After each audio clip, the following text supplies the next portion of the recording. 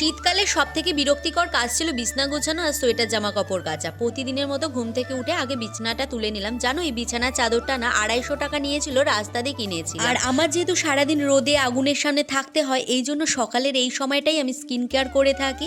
নিজেকে পরিচ্ছন্ন করার পাশাপাশি কিন্তু বাড়িঘরও পরিষ্কার পরিচ্ছন্ন করতে আমার বেশ ভালো লাগে। আমার পার্সোনালি মনে হয় অন্যের জীবনে নিজের জায়গা খোঁজার চেয়ে বরং নিজের জীবনে নিজেকে প্রতিষ্ঠিত করাটাই আসল বিষয়। জানো আমাদের চারপাশের পরিবেশ না দিন দিন কেমন দূষিত হয়ে যাচ্ছে। অদ্ভুত এক প্রতিযোগিতা চলছে কে কার থেকে বেশি ভালো আছে সেটা দেখাতে। অন ক্যামেরায় আমরা যেটা দেখি সবসময় যে সেটা সত্যিই হবে এমনটা কিন্তু নয়।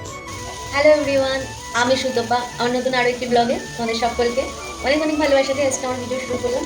কোনো মানুষের পক্ষেই রোজ রোজ শপিং করা বা দামি দামি মেকআপ পার্সেল আনানো বা প্রতিদিন বাইরে ঘুরতে যাওয়া সম্ভব নয়।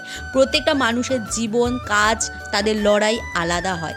আর তোমরা তো জানোই আমার বরের প্রেশারটা খুব লো হয়ে গেছে, এই জন্য 2টো করে ডিম সিদ্ধ কলা সবটা টাইম মতন ওকে খেতে দিতে হচ্ছে। আর এদিকে আমাদের বাড়ির বাইরেও যেহেতু কাজ চলছে ওইখানেও অনেকটা সময় দিতে হচ্ছে। সব কিছু করতে গিয়ে আমার প্রেশার এইদিকে বেড়ে গেছে। সকাল থেকে বাইরে এখনো পর্যন্ত কি কি কাজ হয়েছে চলে যাই একবার দেখে আসি। ইঞ্জিনিয়ার সব পরিদর্শনে যাচ্ছেন।